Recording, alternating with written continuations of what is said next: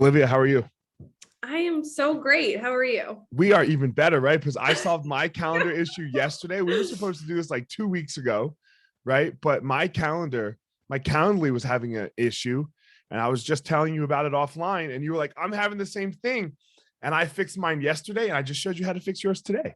And if we had done this 2 weeks ago, I didn't have this issue. So it would Yeah. have been useless. It would have been, well, fuck the podcast, right? Total Like, waste of time. yeah, total waste of time. So normally I save this type of question towards the end. I do always ask this, but because most of my guests I go out and book, but this one was different. This is one of those ones where you reached out to me to come on. Why'd you do that? At Liberate, which is my company, we're Right. all about helping empower people to feel their best, do their best work, live their best lives. And that's ultimately what your podcast is all about as well. We focus on mental fitness, which is a new term. It's a new way of thinking about, your best self and taking care of your well-being. So I thought it could be an interesting conversation for a community that maybe doesn't think about that a ton, and is a good way to add to existing really stellar routines that your community and you probably already do for your well-being. I like it because most of the time, how old are you? 27. 27. You're a baby and I'm a little older. I'm an old man, and I would guess that most of your audience is probably female. Yes.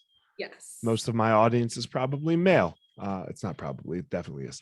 So I like it. I like that you stepped outside your box. So it's just something to consider, Yeah. New ideas, and maybe you love it, maybe you hate it, but it's a new way of thinking about your well-being. Yeah. So I'm all about mindfulness and mindset, and I meditate every day. So this is why I said yes, was because we are very similar. And I think this is the story of all of our lives in not all of us, like, I don't associate or have much in common with like a racist bigot, but I think okay, good. I think most of us has something, most of our lives are very in common. We just are told that they're not. So I was super stoked to see you reach out to me. And I was very happy to say yes. So thanks for doing it. Of course, I'm happy to be here. And I want to clarify that we're not, the Liberate community is not all women. I would say we're, more heavily dominated by a female presence, but we have plenty of men who come and journal and do the thing. It's really interesting because my online presence is very heavy male, like very heavy male, same thing, like 85%, 90%. Who my students are, because I coach athletes, I have a ton of females. So so I have this weird thing. So I totally feel you on I'm not all the same thing either. Tell me about Liberate. What is Liberate? Why did you start Liberate? Yeah. So first, what is it? Okay. Liberate is the first mental fitness studio. So you can think of us kind of like the Soul Cycle of mindfulness. We took inspiration from boutique physical fitness studios where you come in and you lift dumbbells to tone your biceps and your triceps. And at Liberate, you come into our virtual studio and we move, we journal, we have conversation, and we meditate to tone mental muscles like courage and gratitude and resilience, and these muscles that you can't necessarily see from the outside, but you can absolutely feel when they're really strong. And that's part of what helps you feel your best and do your best work. We work with individuals in community classes, and we work a lot with teams as well, and stressed and disconnected environments in the workplace. So it's a great way to strengthen your well-being from the inside out.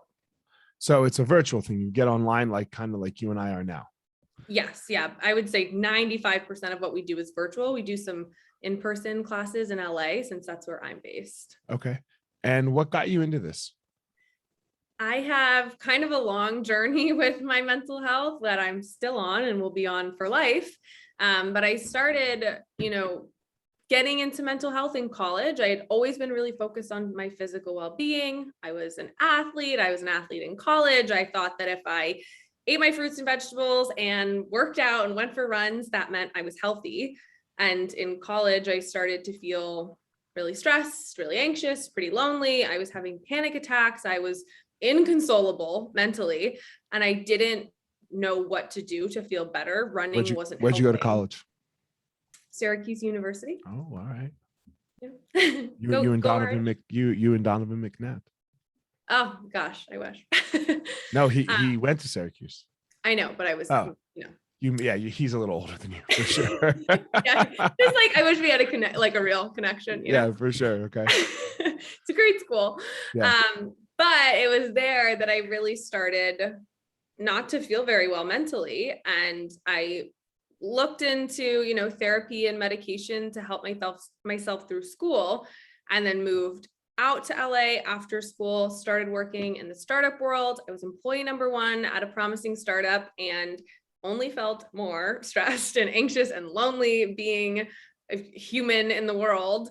And I just didn't know what to do to feel better. I still really relied on physical fitness, and it absolutely helped. And I still love physical fitness. I was going to different boutique studios 6 days a week, but I didn't leave a session feeling like I had a better relationship with my anxiety, or I had more tools to stay focused in the present moment. And that was what I was ultimately looking for. So I started exploring different mindfulness practices. I was doing meditation apps in the morning, Googling journaling prompts, going to yoga classes late at night. And I did start to feel better through those practices, but I still felt super alone. And I really wanted that community that existed for physical fitness to exist for my mental well-being. So instead of like meditating in isolation and then not telling anybody I did it, because I don't want anybody to think I'm like weird or fragile, being able to go into a room and get high-fived by 40 people, even virtually, for, saying what I'm grateful for and connecting with my resilience and working on those muscles that I believe are equally as important. So that was what inspired me to start Liberate. And I went down the, rabbit hole of interviewing every expert that would speak with me, psychologists, mental performance coaches, experts in their industries, gained a bunch of certifications myself, and here we are. Yeah, good job. So you said so many things that are so I don't know, triggering to me. I'm But sure. no, because I love them. I love them, but like when I say trigger, they like make me like, oh, the idea of fragility, right? The idea that if you suffer from a mental illness, I do too. I'm an anxiety I am an anxiety experiencer, panic attacks, the whole 9 yards. Not, I do my mental fitness as you do. So that you are then fragile, that the two go hand in hand, right? If you have this issue, if you have depression or this or blah, blah, blah, then therefore fragile. How do you feel about that? That's the word that I land on for my personal experience. Different people may land on different words. I don't love the word weakness because its counter is strength. And I don't necessarily think it's a bad thing to be fragile. It's just like you're easily triggered or for me, I'm easily triggered when I'm fragile, or I'm easily knocked off my feet when I'm fragile, versus when you think of resilience, like if something bad happens to me now, I am so resilient and so strong mentally that I don't even feel it. Like it just bounces off of me. But when I was more mentally fragile, something little would happen and I would absolutely spiral into a total panic attack. The week is off, everything's canceled. The week is off, right? I was just, I was so fragile that I wasn't like sturdy on my feet. And so that's what I think of when I think of fragility, and it plays into, people who maybe never felt anxious or stressed before COVID-19 came to the US. And then we were all challenged in ways we had never been before. And there was a recognition of, oh, maybe my mental state is more fragile than I thought it was because I'm not okay. And I've always been okay. And so I think the fragility kind of plays into that. Like a glass on a shelf looks fine until it falls onto the ground. Yes, for sure. And I'm going to keep digging on this question. So you still have anxiety. You can still experience anxiety. That is a true statement, right? Like you said it before, it's something that it will always be with you, these mental things, correct? Absolutely. It's just the relationship with it has changed. Before, my anxiety was like this demon. It was this, evil thing separate than me that came in and took me over. And now my anxiety is kind of like my roommate, my friend, and it comes and it hangs out and it doesn't leave when I wish. Are you it sure would. we've never talked before? I swear. Why? Have you said that before? I mean, I call it my devil. I said it used to be my devil. you know? Yeah. And now it's my homie, is what I say. Now he's my best friend. Because he like, my anxiety, I like to say, points me in the direction that that I need to start paying attention to. Like, oh, something's up. Let's go talk. Exactly. You know? Yeah. It's a little less scary now than it used to be. Right. Because you've conquered it in a moment, right? You have learned how to handle it. So therefore it's not so, the whole thing isn't so scary to be like, oh yeah, all right, you're going to be here for a minute. And then, you know, it leaves like it always does. Yeah. In mindfulness, there's like the visualization of you're still in the driver's seat. My hands are still on 10 and 2 on the wheel. And the anxiety is in the passenger seat or it's in the back seat. But when I would have panic attacks and things like that, the anxiety was in the driver's seat. I was like locked in the trunk. So it's a different way of looking at it, which helps me. Maybe it'll help other people too. Sure. What do you think? Do you ever think about like the root cause of your anxiety? Sometimes I do think to a degree it can be, genetic, and it can have to do with your upbringing and watching how people in your environment interact to different settings. You like learn fear and learn nervousness and things like that. But ultimately it came from a disconnect from myself, is my belief, and being really like surface level and not taking a lot of time to be by myself or to ask myself questions, to get to know myself, to like myself, and having a more like negative narrative in my mind that over time that just took over and I wasn't my own friend. And so then anxiety definitely wasn't my friend if I'm not even my own friend. So, this whole, and you've been like touching on it and talking about it here, like knowing yourself. I think sometimes, especially for the younger generation, like your generation, it can be so hard because social media. Nobody knows who they are at 20. Nobody, right? Like, I mean, you're coming into it at 27, right? Right? You're coming through it. And even at 41, where I am, like, oh yeah, okay, I have a pretty decent grasp, but there's still things that you're like, oh, okay, you know, but growing up with social media your whole life. And because when were you born? 94. So not 94. My whole life, but like we're it counted kind of. Right. Yeah. We're teenage years, and you're looking at Instagram and you're seeing like, and it did it make you feel shitty about yourself? Like, yeah.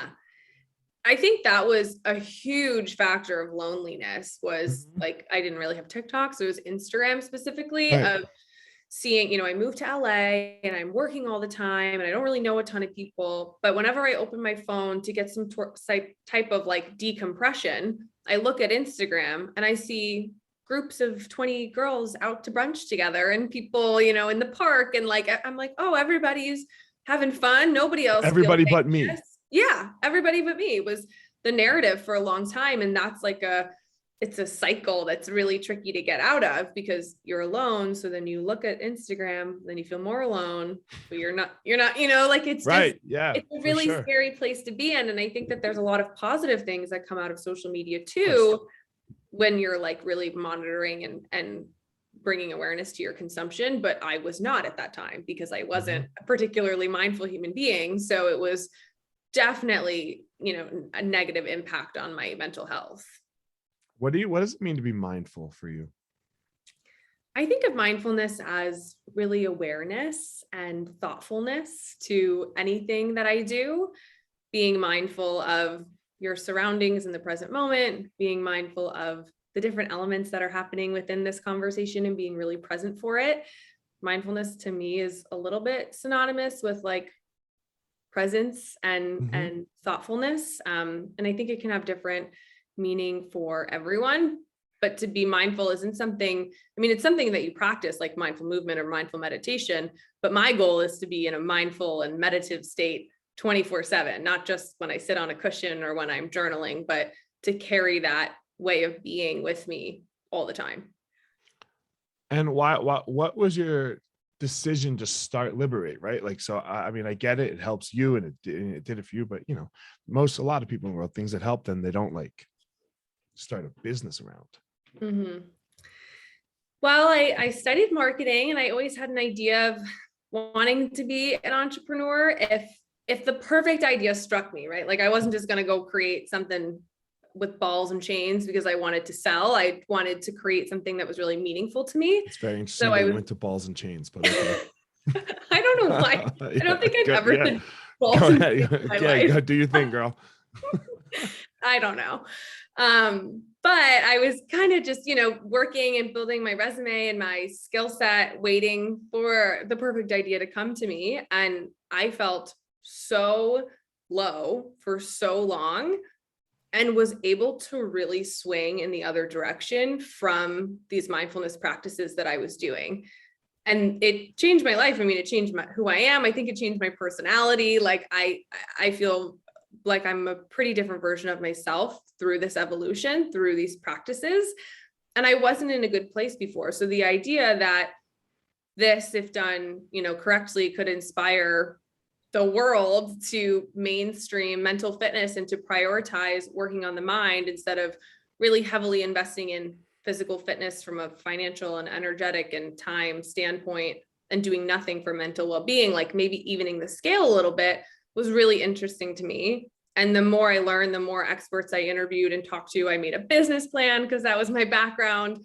And everything I learned was just like, oh my gosh, everybody needs this. Like even before COVID, stress and loneliness and anxiety were an epidemic, and it's only gotten worse. And the fact that there's nothing in between, meditation apps and therapy solutions as a resource for mental well-being kind of blew my mind. There are tens of thousands of physical fitness studios in the US and 0 mental fitness studios. And that just didn't make any sense to me. All right, so explain it to me. So explain it to me like I'm a client almost, right? Like I hit you up and yeah, what happens? Because you said there's a big gap between therapy and meditation apps, which I do both of, right? Like I meditate and I go to therapy. I saw my therapist today.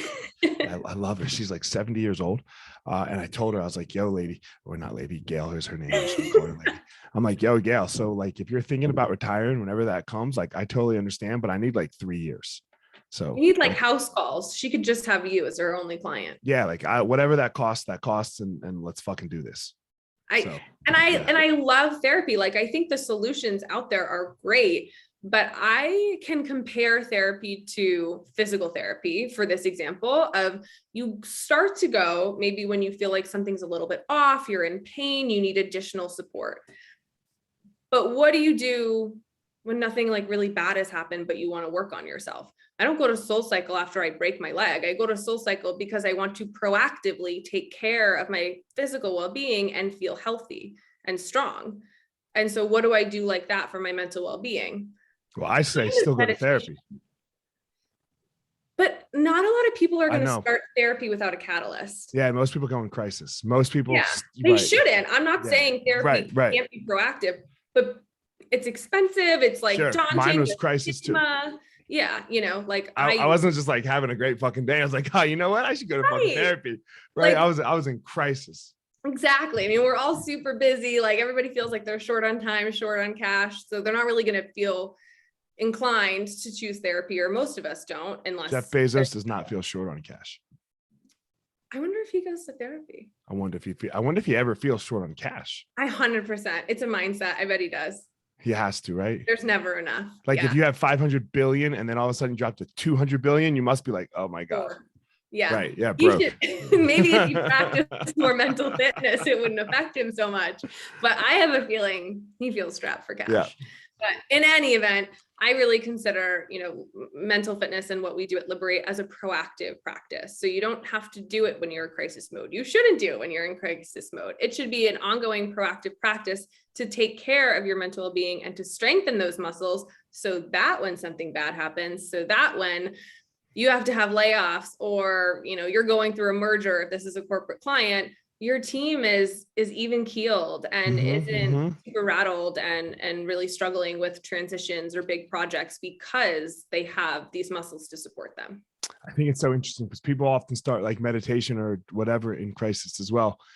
And they think it's going to like solve it in the moment, and it never solves in the moment, right? Like okay, now I can, right? Now I can sit down and breathe and get myself to calm down when it's going poorly, but not right away.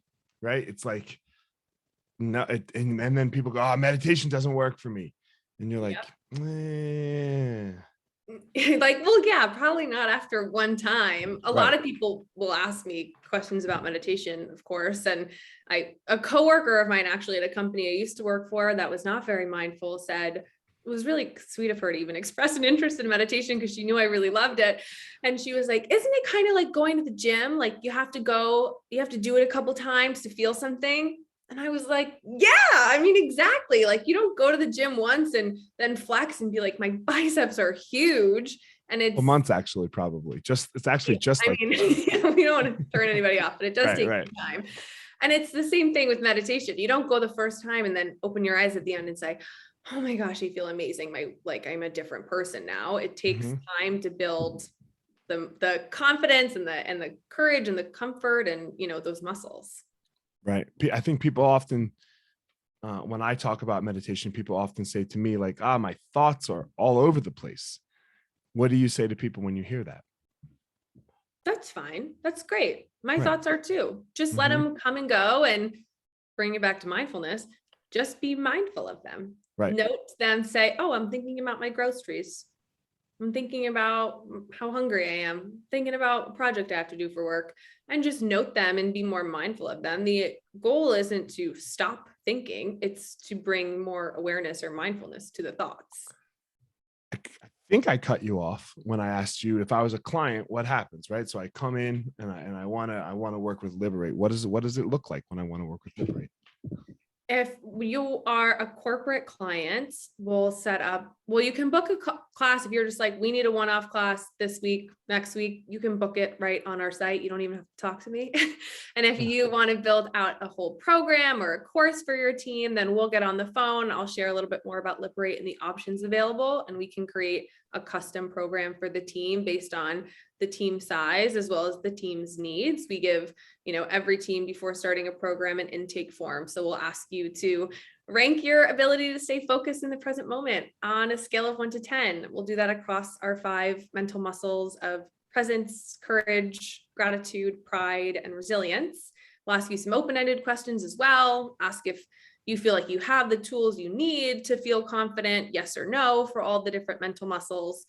And then we'll use that intake to understand the team's needs to really build curriculum that's going to best support their more fragile muscles. And then we'll give them the same intake form at the end of the program so that we can see, okay, you came in, you thought you were 3 out of 10 in your ability to stay present in the moment, and now you're an 8 out of 10. And that perceived shift in capability is so powerful for the individual and for the team. We can, you get a copy of your results so you can celebrate your success, and so does your team, so they can see, oh, this investment actually made a difference versus, sending your team a link to Headspace and saying use it or don't, and not really knowing if there's any positive impact from it. So do you mostly work with corporations? That's the majority of our business, but we have a whole, B2C arm where you can come in and take a live class with us over Zoom as an individual. We have an on-demand library of 100 different classes that you can practice too. So we offer both, but majority of our work is with companies and teams. Where do you want it to go? Well, my goal is to mainstream mental fitness. So I really won't be satisfied until nobody asks me what mental fitness is, because everybody knows. And we have, the resources and the team built out to support millions of people all over the world with classes for their teams, as well as building out the community side of things as well, so that individuals feel like they can be supported, just like I needed support when I was, 20 and going through a difficult time mentally. And, hopefully we'll be able to long-term partner with a larger company that maybe does therapy like Talkspace or BetterHelp to create a relationship between the two practices, one that's more proactive and communal, and one that's more, individualized and medical. And that would be, a way to really create a holistic approach to mental health. You said nobody asks you what mental fitness is. I know what mental fitness is, but what's mental fitness? I said everybody asks. I know. So, but I'm saying I know what mental fitness is, but I'm sure you get that a lot. So explain to everyone what mental fitness is. Mental fitness, by Liberate's definition, is the proactive practice of exercising mental muscles, like the muscles that we exercise in class. What are the muscles? Presence, courage, gratitude, pride, and resilience. Pride. The pride one really interests me. Explain that one a little more. It always gets people. I think it's because we don't hear the word pride very often, unless it's in relation to like Pride Month.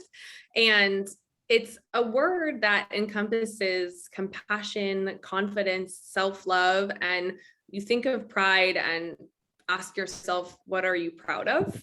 We, especially women, are often, groomed to not be boastful and to be really modest and not brag about ourselves. And so it's a little bit of reprogramming between, you're not bragging, you're being proud.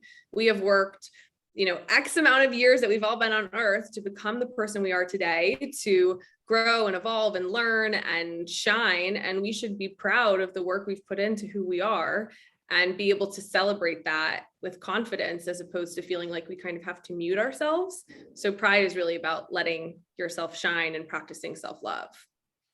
Olivia, you're obviously a very confident young lady. Were you always so confident?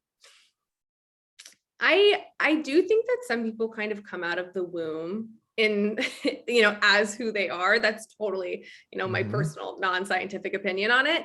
And I think I maybe came out with a little bit more like gumption than the average, but confidence is absolutely a trained skill. It is a muscle that you have to flex. And I used to have a really negative narrative in my mind about myself, about my worth, about my capabilities, about my looks. And I trained it, the other way. There are so many journaling prompts that we incorporate of things you like about yourself, what you've achieved, what have you crossed off your to-do list, and these like reframing and really flipping the narrative that a lot of us have in our head into something more positive. And it's not about like, not ever developing or pretending who you are is perfect, but we just need to celebrate all that we've done to get to this point a little bit more. And that has really helped me. I hope I don't step over a boundary here, but you just said, about your looks. You're a nice looking young lady, right? Like you're not like you're young, you're pretty, you're in shape, you're all right. So explain more, just for some people to understand, like how you feel not confident about your looks, like when probably most people look at you and they're like, man, she's a very nice, like I just said, you're a very nice looking young lady, right? Yeah. So what does that lack of confidence feel like? Because I think this is such a big thing for girls, because you hear so many women talk about this, like this lack of confidence in their physical appearance, when it doesn't jive sometimes. So, but explain it. Well, first a question, do you not think that men have the same issue? Like, do you think an attractive man can look at themselves and like not like their nose, or not like something about themselves, or think that they're ugly if they're not? I think we definitely do. Like, I think I'm fat all the time. Right. Yeah, for sure. It's the same I think girls have it more though. Oh, 100%. I mean, yeah. I think we just like have more thoughts sometimes than I don't know about like more thoughts, just spiraling, spiral thoughts. And that's, again, a total generalization, but sure. It's just this narrative in your mind. And that's the thing, is that the mind is so powerful and it can create an alternate reality for ourselves, which is why young women have body dysmorphia. It's why we think we're unattractive when we're all beautiful. I mean, everyone's beautiful. And it's just this narrative in your mind that you create. And I think comparison culture does not help. Looking at celebrities in magazines, looking at influencers on Instagram, everybody's already, photoshopped the look or edited things out, or has a whole team behind them to help, complete their red carpet glow. And we ask ourselves how we can achieve that. Like on a, Thursday in my apartment, why don't I look as fancy and as put together and whatever? And there's also the reality of, living in LA, a lot of people have work done. And so not everybody walks around with fine lines and aging the way the universe intended. So it's just a lot of comparison that I think can feed into Kim Kardashian wasn't born like that. I mean, why don't I look like her? I don't understand.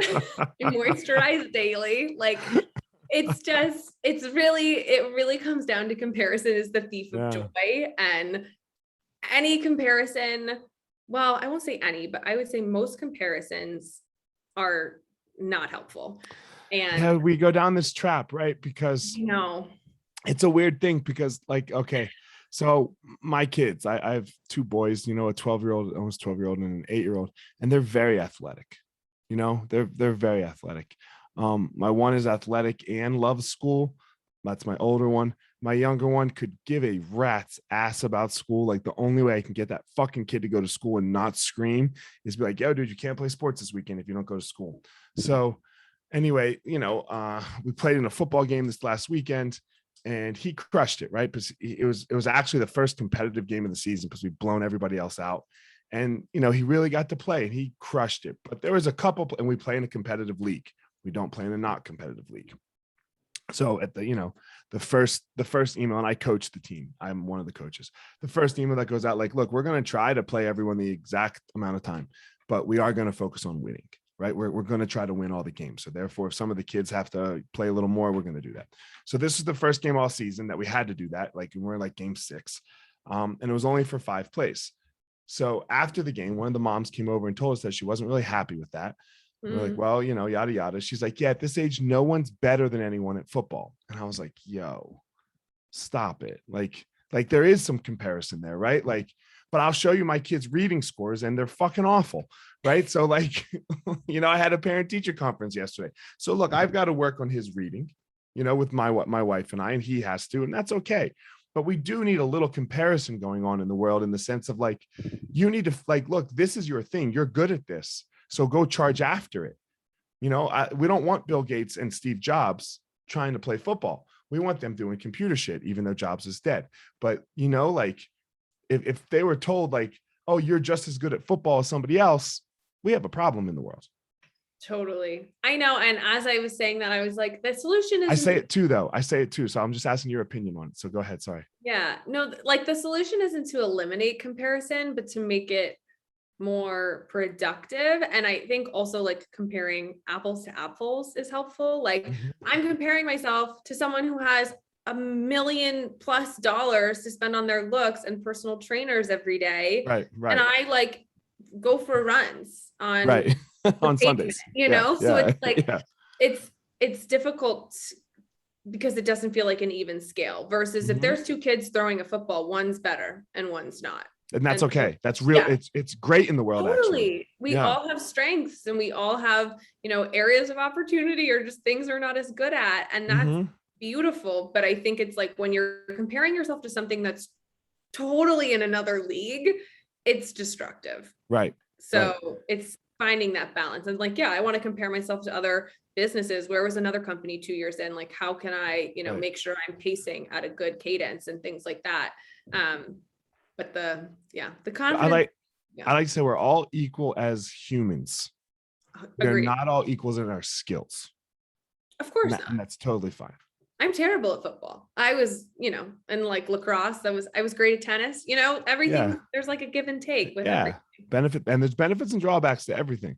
So I already asked you the second to last question that I asked of why you come on the show, but so why you reached out. But the last question that I always like to ask everybody is, I believe everyone has a unique power in the world, something that they go and give like the world. It doesn't necessarily make them a lot of money. It doesn't necessarily make them famous. It's, you know, it's your superpower. So what would you say your superpower is? I would say my superpower is empowerment. I like my purpose on earth is just helping people recognize their own worth and helping people feel good and rise into their best versions of themselves. So anything I can do, and I think I do a pretty good job of it. So you're so my doppelganger. Like you, like we, like holy cow. I mean, like we look nothing like each other, but no, but I love that. Well, we can talk more about that offline. But yeah, it really gets me going. It just feels like what I'm here to do. Fuck yeah, girl. I love it. I love your energy. Thank you so much. I thought it took some guts to reach out. You know, you're and you don't know if you don't try. That's right. You're in the same spot. Not that I'm like famous or anything like that. But just like, you look at me and I'm some big fighter, yada yada, right? Like, Yeah, you've got yeah, a Wikipedia page. It's more yeah. than I got going on. It's small. So, Olivia, tell everyone how they can work with Liberate. Tell them if they want to work with you or anything where they can follow you. Tell them all that stuff. You can follow us at Liberate Studio on Instagram. We have free meditations every week, ton of good mindfulness resources if you just want to kind of dip your toe into it. And then liberatestudio.com for classes for yourself as an individual, to reach out about classes for the company you work with. And you can find my contact info there too if you ever just want to reach out and chat and talk about confidence and your purpose on earth. Well, guys, first of all, I'm going to say, she said dip your toe, and I'm not a believer of that. We jump in the deep end, everyone, right? We jump in the whole deep end of the pool. We don't test the water out, and we sink or swim, and either one is really okay. So, Olivia, thank you so much for coming on. I greatly enjoyed your energy. It was very uplifting and positive and empowering. So thank you so much. Thank you. Guys, as always, don't go out in the world and try to be Olivia. She's got her own unique thing that she's got going on. And don't go out in the world and try to be me. I've got my own power and thing that I've got going on. Everybody go out in the world and find your own power.